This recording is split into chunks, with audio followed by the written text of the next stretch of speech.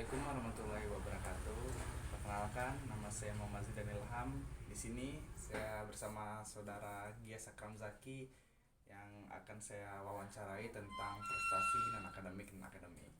Sebelum ini, Bang, apa sih prestasi Abang ini yang akademik atau non akademik? Oke, sebelumnya saya perkenalkan diri dulu, nama saya Giat Akram Zaki. Kalau untuk prestasi saya sendiri, alhamdulillah saya diberikan kemampuan dan juga bakat yang lebih oleh Allah Subhanahu Wa Taala tentunya. Jadi di sini saya hanya berusaha mengembangkan diri saya. Untuk prestasi akademik sendiri, alhamdulillah sudah saya raih sejak saya TK. Dari saya TK itu saya sudah mendapatkan prestasi baik itu di bidang akademik maupun non akademik.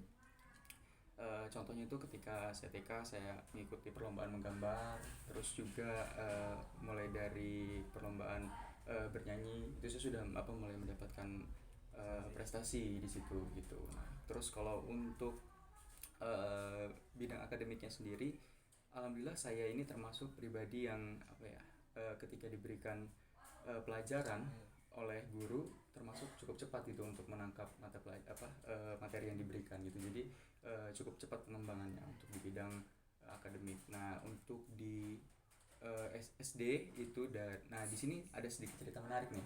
Jadi di SD ini saya dulu ketika baru pertama kali masuk sekolah itu termasuk anak yang pendiam. Pasti pendiam banget aku dulu itu. Jadi waktu pertama kali masuk itu saya pribadi merasa kayak bukan tempat saya gitu. Jadi di situ tuh walaupun banyak teman baru, saya canggung buat kenalan gitu di situ. Nah, itu karena kecanggungan saya itu juga, terus saya juga tidak terlalu dekat dengan guru, akhirnya metode belajar yang paling efektif buat saya itu ya diajarin dengan ibu saya gitu, orang yang selalu nampingin saya, orang yang selalu nemenin saya gitu. Nah, jadi ketika itu di kelas 1 semester 1 saya belajar di rumah dengan ibu saya, dan untuk bidang akademiknya alhamdulillah saya dapat peringkat 2. Tapi di situ saya merasa kenapa saya cuma bisa peringkat 2 gitu, sementara yang lainnya bisa peringkat 1, ya kan? Nah, gitu. Jadi ketika saya sudah mendapatkan peringkat 2 itu mungkin ada tekanan juga gitu di diri saya untuk lebih mendapatkan nilai untuk motivasi diri mendapatkan nilai yang lebih tinggi, sehingga saya belajar lebih rajin lagi, dibantu ibu saya, terus dibantu dengan nenek saya juga pada saat itu. Alhamdulillah dari kelas 1 semester 2 hingga saya lulus SD saya mendapatkan peringkat 1 terus. Nah, ya. Kemudian di SMP, untuk di SMP ini saya juga masih dalam pribadi yang sama, dimana untuk mendekatkan diri ke orang lain itu cukup susah. Saya dulu punya teman satu yang dari awal waktu masuk SMP itu saya memang benar-benar nggak kenal sama dia, benar-benar nggak kenal sama dia. Saya juga nggak tahu dia dari mana. Tiba-tiba dia datang ke saya. Nah, ini dia datang ke saya terus negor, hey, nama lu siapa? Tapi yang lucunya di sini dia tuh orang Jawa, orang Jawa tapi ngomongnya sok lo gua. Jadi ya bahasanya medok. Tapi saya pengen ngomong pakai bahasa. Saya juga kan orang Jawa kebetulan nih kan, suku saya. Saya pengen ngomong pakai bahasa Jawa, cuma karena masih belum terlalu akrab, jadi kan masih ada gapnya lah kayak gitu, kayak masih canggung juga gitu ngomong bahasa Jawa. Jadi ya saya ladenin dengan bahasa gua lo juga gitu kan. Dia nanya, lu dari mana, kata dia gitu kan. Ya saya jawab dari SD 4 Gapura, kata saya kan, dari rumah saya di sini. Dan itu cerita kami deket. Nah, sampai pembagian kelas, kami masuk kelas, duduk di bangku yang sama. Nah, di sini kami belajar bareng, segala macam bareng. Terus ketika mau ujian ya seperti biasa saya belajar lagi, dibantu sama ibu saya di rumah, terus di sekolah juga ditambah dengan guru. Nah, saya ini punya kepribadian yang bisa saya bilang ya, kalau saya menilai diri saya sendiri, saya bilang pada saat itu benar-benar canggung gitu dengan orang lain. Jadi bahkan pada waktu istirahat pun saya nggak ke kantin, teman-teman yang lain ke kantin, teman-teman yang lain main, saya cuma duduk gitu. Saya duduk paling depan meja saya cuma duduk belajar, buka buku, udah itu guru masuk, waktunya masuk istirahat, belajar lagi gitu aja saya. Pokoknya selama 1 semester itu sampai selesai 1 tahun kelas 1 itu ya kayak gitu.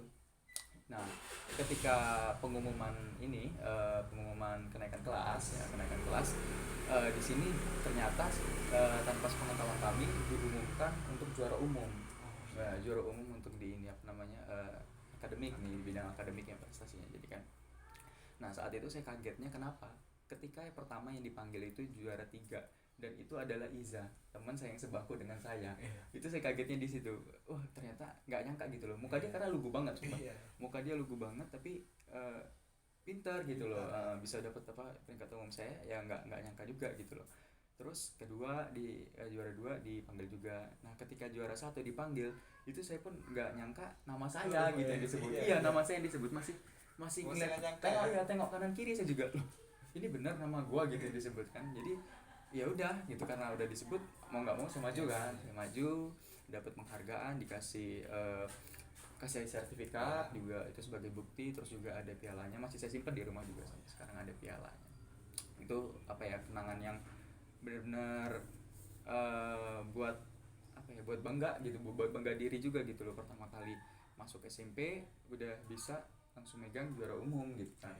Alhamdulillahnya dari kelas 1 ini sampai selesai pun SMP saya selalu dapat peringkat 1 terus gitu.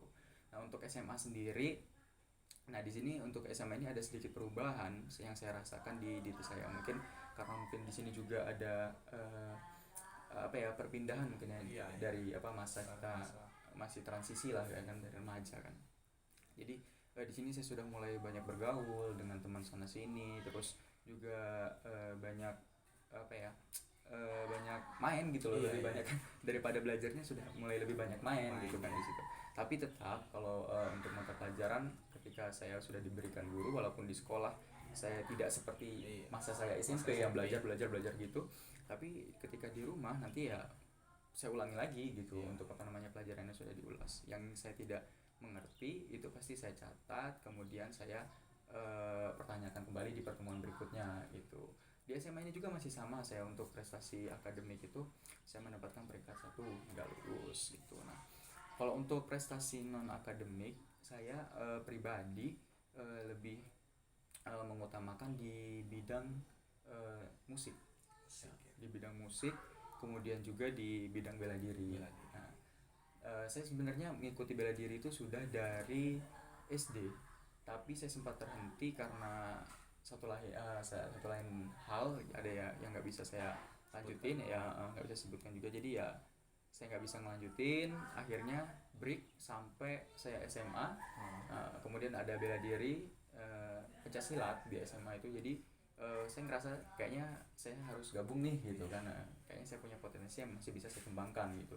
Jadi saya gabung, saya ikut, dan juga di situ saya mendapatkan beberapa prestasi gitu di bidang bela diri itu gitu. Nah, untuk di bidang musiknya sendiri juga sama gitu, tapi untuk bidang musik saya nggak pernah berhenti dari zaman saya masih TK. Itu saya sudah bernyanyi ya, TK, SD, SMP, SMA. Dari kecil iya, dari kecil. Tapi untuk pengembangannya yang memang prestasi sudah banyak saya cetak itu di SMA gitu. Ya mungkin itu sih gitu untuk itu. Kalau untuk motivasi untuk prestasi itu apa bang, untuk biar mencapai prestasinya itu akademik? Oke. Kalau untuk motivasi diri sih, saya pribadi sih nggak punya motif yang berlebihan gitu ya. Tapi menurut saya yang paling penting motivasi untuk diri kita itu adalah sesuatu yang kita sukai gitu. Jadi ketika kita melaksanakan sesuatu, tapi kalau kita tidak suka, hati kita tidak nyaman, pasti nggak akan berjalan dengan baik kan gitu tentunya. Karena ya satu kekalahan juga, ketika kita sudah mengalami kekalahan, seharusnya jangan sampai kita putus asa, jangan sampai kita nyerah gitu. Jadi kalau kita sudah mengalami kekalahan, itu berusaha bangkit. Kita harus bisa koreksi diri kita, di mana kesalahan kita, di mana kekurangan kita, apa yang harus kita tingkatkan dan apa yang harus kita perbaiki gitu. Jadi ya untuk saya pribadi sih, motivasi diri saya itu ya cuma 2 sih. Satu, dari kekalahan yang saya alami, kedua itu dari sesuatu yang saya sukai gitu. Kalau saya suka pasti saya laksanakan gitu. Ada nggak yang buat ini bang, buat jenuh, apa prestasi itu yang buat putus asa gitu? Oh, pernah. Nah, itu ketika saya masih SMA kelas berapa itu ya? kelas 2 deh kayaknya, SMA kelas 2. Jadi pas SMA kelas 2 itu ini untuk bidang non akademik ya. Non akademik ya. Saya kan suka banget nih sama musik. Iya. Jadi saya ikut beberapa band, kemudian juga saya berusaha mengikuti perlombaan dengan teman-teman saya di beberapa daerah.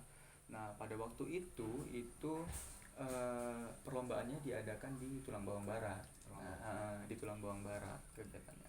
Tetapi di sini ada suatu apa ya? Saya nggak bilang ini konflik, tapi permasalahan kecil lah gitu. Sebenarnya kedua orang tua saya sangat suka gitu saya di bidang musik, dan menekuni bidang ini sebenarnya suka gitu, tapi karena saya mengikuti band dan juga saya sudah terlalu sering mengikuti perlombaan sana sini, orang tua saya mungkin ada rasa khawatir juga gitu, khawatir akan pergaulan saya, karena yang kita ketahui kan sebagian besar band itu gak jauh yang namanya dari narkoba kan, ya kan, dari narkoba, minuman keras, apalagi kan kita sering untuk manggungnya malam kan gitu loh ya. Itu jadi yang dikhawatirkan orang tua saya itu saya terseret ke dalam hal yang seperti itu gitu. Walaupun saya pada saat itu sudah menekankan saya bisa menjaga diri saya sendiri, saya bisa membatasi apa yang menurut saya baik dan juga apa yang menurut saya buruk gitu, tapi kedua orang tua saya tetap kekeh ketika pada saat itu saya disuruh berhenti ya, disuruh berhenti itu waktu itu benar-benar disuruh berhenti untuk ngeband gitu loh. Saya boleh mengembangkan bakat saya jika di lingkungan sekolah gitu loh. Jadi di lingkungan sekolah ataupun perlombaan yang tidak berkaitan dengan band gitu, tidak berkaitan dengan band.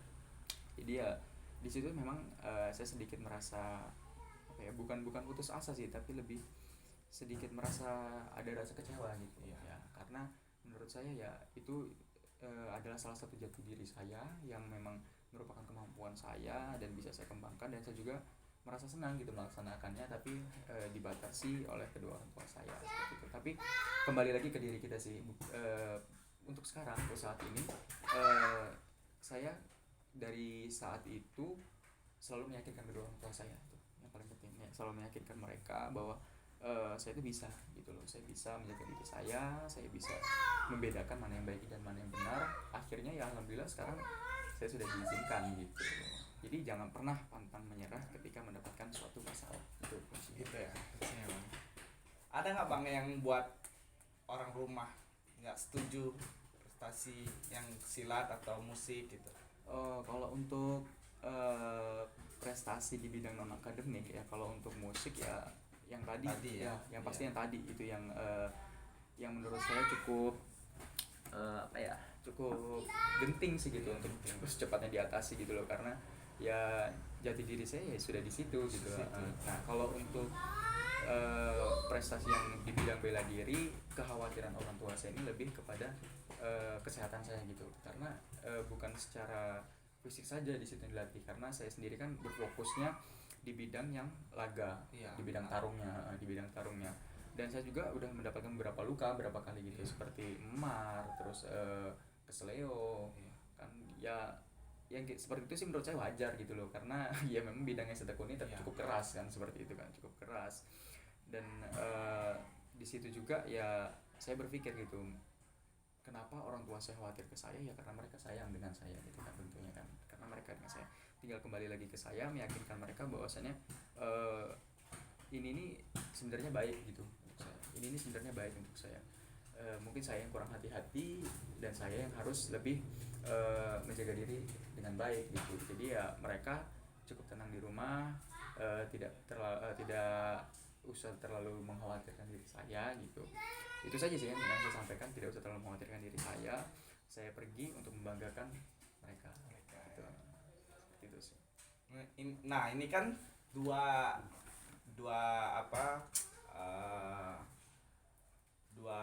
perkumpulan kayak misalnya silat dan musik, nah dan belajar juga tiga nih. Bagaimana sih kak bagi waktunya itu biar klop, biar enak gitu? Kalau masalah manajemen waktu masalah manajemen waktu sih, kalau saya pribadi, nah ini saya juga bersyukur karena diberikan sama Allah itu kemampuan dan juga kelebihan gitu ya. Jadi saya termasuk orang yang cepat gitu untuk menangkap mata pelajaran Jadi ketika diberikan oleh guru di sekolah, ada yang saya tidak tahu, pasti saya akan langsung bertanya gitu. Saya langsung bertanya. Karena apa? Karena itu penting gitu. Ketika kita tidak mengetahui sesuatu, kita malu juga buat bertanya ataupun kita takut untuk bertanya, ya kita tidak akan tahu jawabannya sampai kapanpun seperti itu kan. Nah, itu yang paling penting. Kemudian untuk mengatur waktu agar tidak bertabrakan, saya sudah memanage gitu, sudah membaginya. Jadi pada saat saya SMA ya, masih mengikuti kedua ekstrakurikuler itu waktunya belajar ya saya malam gitu. Saya usahakan waktu saya belajar ya malam. Jadi ketika selesai sholat maghrib, ketika sudah selesai makan malam, saya langsung belajar kurang lebih jam 10 ataupun setengah 10 selesai saya tidur gitu. Nah untuk kegiatan dari bela diri itu biasanya di akhir pekan ya, Sabtu dan Minggu. Nah kalau untuk kegiatan musik ini sebenarnya sama gitu, di hari Sabtu sebenarnya hanya satu hari dalam seminggu itu di hari Sabtu, tapi jamnya sudah berbeda gitu. Jadi untuk yang bela dirinya itu sudah dari jam 9 sampai jam 11-an itu untuk bela diri, dan untuk musiknya itu sore dari jam 3 sampai jam 5 seperti itu. Sudah berapa menit tuh? Coba lihat Bang, sudah berapa menit? Sudah 16 ya.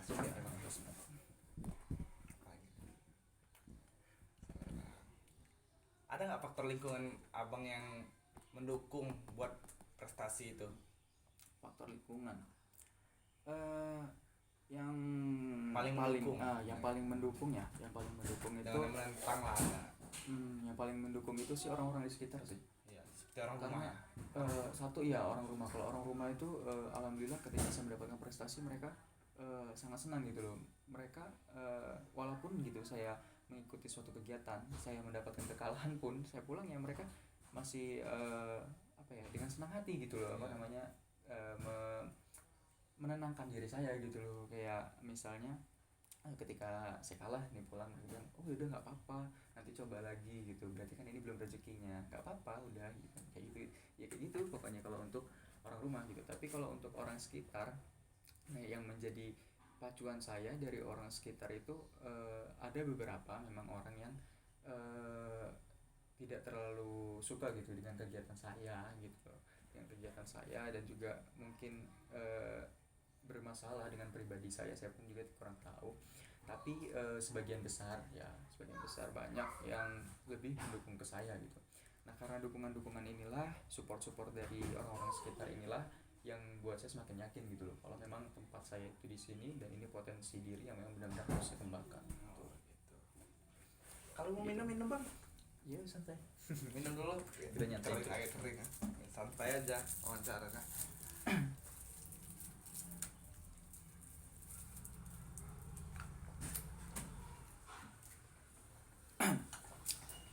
Kembali lagi ya Bang ya? Iya nggak apa-apa.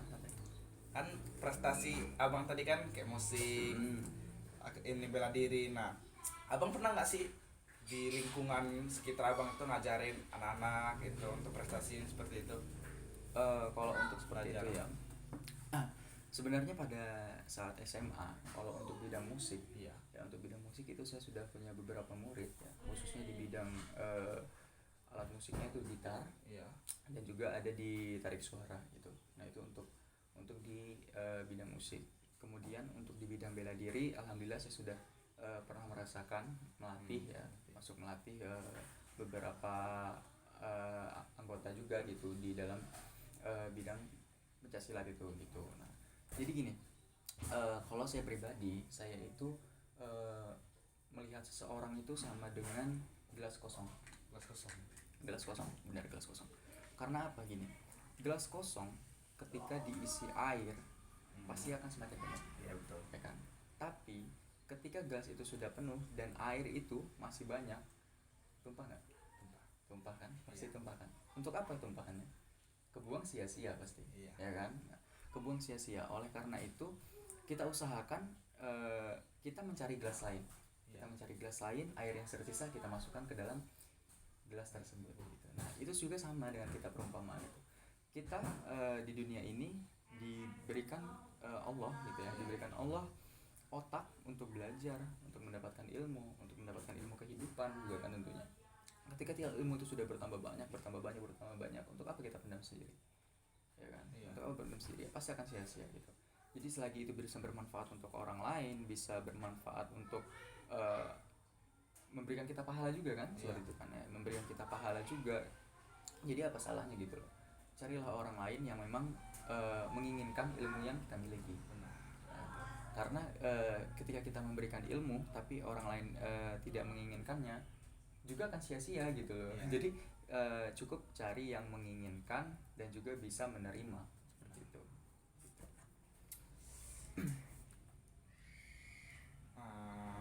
Balik lagi nih Bang, ada nggak yang prestasi abang yang ingin dicapai di bidang musik atau bela diri yang belum masih tercapai itu? Untuk bidang musik dan bela diri ya, kalau untuk bidang musik alhamdulillah saya sudah bersyukur sekali gitu loh, karena sudah menjuarai beberapa perlombaan untuk tingkat kabupaten. Itu pada masa saya SMA saya pernah tahun 2018 itu saya pernah meraih dari Engage Festival Club, itu mendapatkan juara 1, kemudian juga ada FLS 2N dan juga ada beberapa festival lainnya juga gitu, tapi saya tahunnya kurang terlalu ingat gitu tahun berapanya. Terus kalau untuk bela diri, mungkin ini sih di bela diri sih yang saya masih sampai sekarang saya cita-citakan gitu. Dari dulu sampai sekarang saya pengen bener bisa merasakan yang namanya jadi atlet nasional. Itu masuk ke dalam PON, bisa ngikutin PON. Saya pengen, bisa banget ngikutin PON gitu kapan gitu, tapi ya memang sebelum rezekinya mungkin kan. Saya paling prestasi yang paling tinggi itu ya mungkin hanya sampai di provinsi gitu loh, bisanya saya cuma sampai di provinsi. Untuk perlombaannya sendiri itu saya sudah mulai dari 2017, 2018, 2019. Dari 2017 itu saya pertama kali langsung mengikuti kegiatan di provinsi. Itu seprovinsi Lampung, kegiatannya di Metro, perlombaannya Lampung Championship 1. Nah itu di situ jadi pecutan saya juga, karena pada pertama kali saya mengikuti saya belum punya persiapan yang matang dan saya hanya mendapatkan juara 3 gitu di situ. Tapi saya tetap bersyukur gitu, walaupun mendapatkan juara 3 tapi saya bersyukur. Di situ saya mulai merasa apa ya, terbangkitkan gitu loh, motivasi diri saya bahwa saya masih jauh loh dari orang-orang di luar sana gitu. Masih banyak orang-orang di luar sana yang punya kemampuan lebih dari saya gitu. Jadi saya nggak boleh berhenti di sini. Dan dari situlah makanya yang tadinya latihan seminggu itu cuma 2 kali, itu saya sekarang latihan seminggu itu 5 kali. Jadi setiap sore saya latihan fisik, lari, push up, sit up, squat jump, itu sudah makanan sehari-hari pada zaman SMA itu. Nah dari situ persiapan terus di tahun 2018 masih di tahun yang sama, di akhir tahun itu ada kegiatan juga, tapi lupa saya itu ke apa namanya eventnya saya lupa, tapi selampung juga. Bapeda, namanya Bapeda ya. Bapeda itu tahun 2018 juga, 18 akhir diadakan itu di Saburai. Nah diadakan Saburai Selampung. Nah di sini alhamdulillah saya mengalami peningkatan, saya mendapatkan juara 2. Itu Selampung mendapatkan juara 2. Kemudian di tahun 2019 saya masih dengan intensitas latihan saya yang sama. Di tahun 2019 itu ada perlombaan lagi di provinsi juga, itu Lampung Championship 2 saya mengikuti, dan alhamdulillah di situ saya sudah bisa mendapatkan peringkat 1 itu. Nah kalau untuk di kabupaten sendiri itu perlombaannya ada perlombaan tapak suci dan juga perlombaan O2 SN. Ya, ada O2 SN. Nah untuk di kabupaten saya mendapatkan peringkat 1 untuk O2 SN tahun 2019. Nah kalau untuk tapak suci itu saya mendapatkan peringkat 2 sebagai kapten, peringkat 2. Nah kalau untuk Bapedain O2SN, untuk O2SN itu kan saya lanjut ke provinsi. Nah di sini saya juga berharap bisa lanjut lagi ke nasional gitu. Tapi ternyata usaha saya pada saat itu mungkin masih kurang, dan teman-teman di luar sana juga kemampuannya lebih hebat dari saya gitu kan.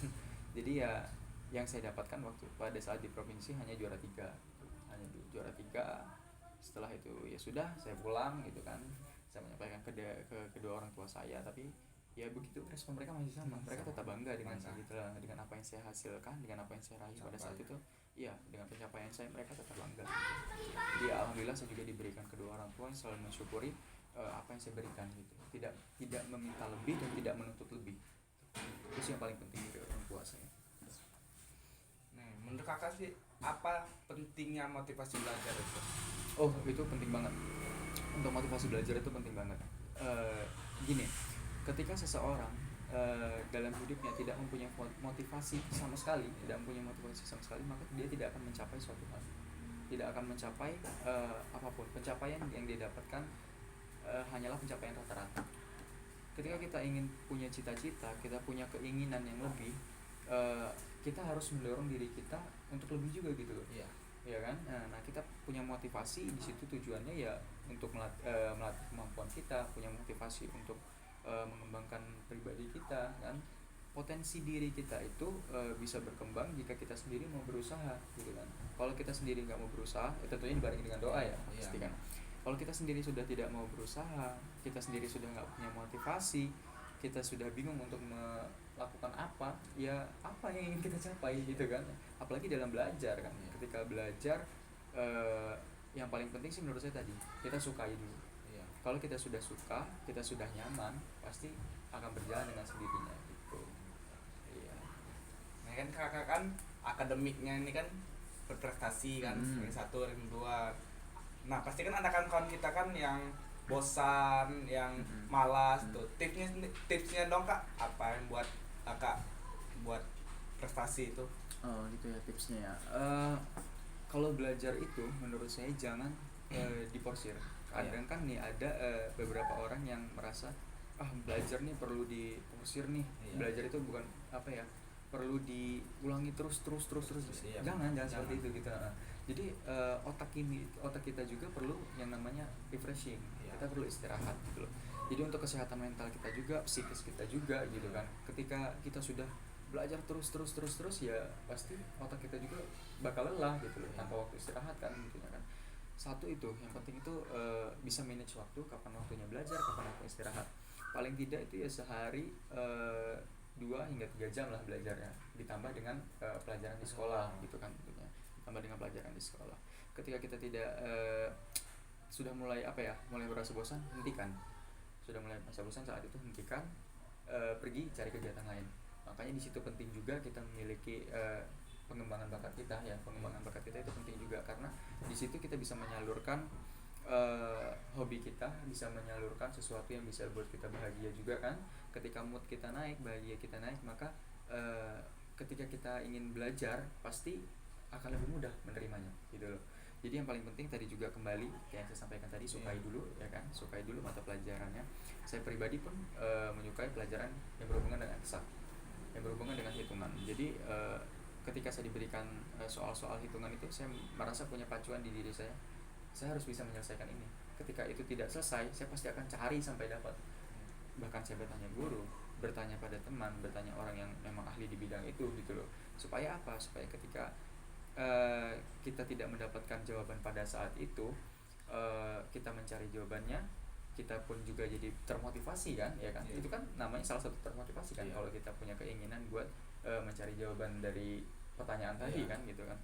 Nah di sini juga saya kenapa menyukai matematika itu, karena menurut saya matematika itu jangan dianggap sulit, karena matematika itu pada dasarnya ilmu pasti.